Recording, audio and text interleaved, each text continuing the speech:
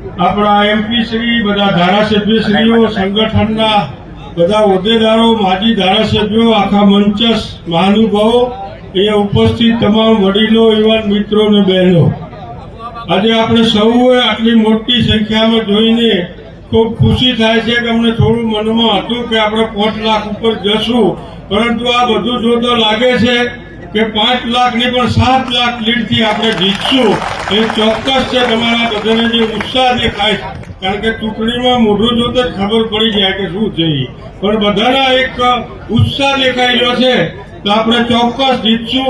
આપ સૌ પોતાની ચૂંટણી છે, મોદી સાહેબની વડાપ્રધાન બનાવવાની ચૂંટણી છે, એ રીતે આપ સૌ આપણા વિસ્તારમાં, ગામમાં, પરિવારમાં દરેક ક્ષેત્રે 7 તારીખે અંદર વોટ પડે, કારણ કે આપણે વોટમાં તો મારા 100 વોટ છે કુટુંબના, પણ આપવા જ પતી જાય તો શું કામનું.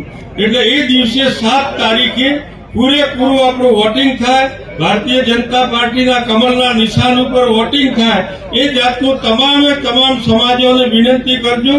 મોદી સાહેબનો કોઈ જાત નથી, મોદી સાહેબની તમામ સમાજો એમની સમાજ છે. તમામે જે 36 કુંભ કહો છો, 36 કુંભનો નેતા નરેન્દ્ર મોદી સાહેબ છે.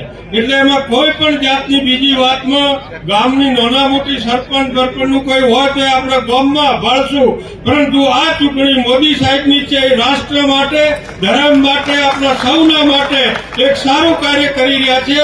તો અમને વડાપ્રધાન બનાવવા માટે આપણા ઉમેદવાર રેખાબેનને અહીંથી મોકલીએ, વોટ આપીને મોદી સાહેબ વડાપ્રધાન બને એ આપણા સૌના માટે ખુશી છે, આ દેશ માટે ખુશી છે, ખેડૂત ખુશી છે, ગરીબો માટે, બહેનો માટે, દરેક ક્ષેત્રે એમની એક યોજના તમામ સમાજોને લાગુ પડે, તમામ સમાજોને લાભ મળે એ જાતનું કાર્ય છે.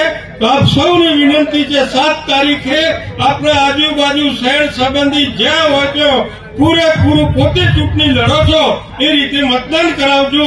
એ જ વિનંતી સાથે વાત પૂરી કરું. ભારત માતા કી જય.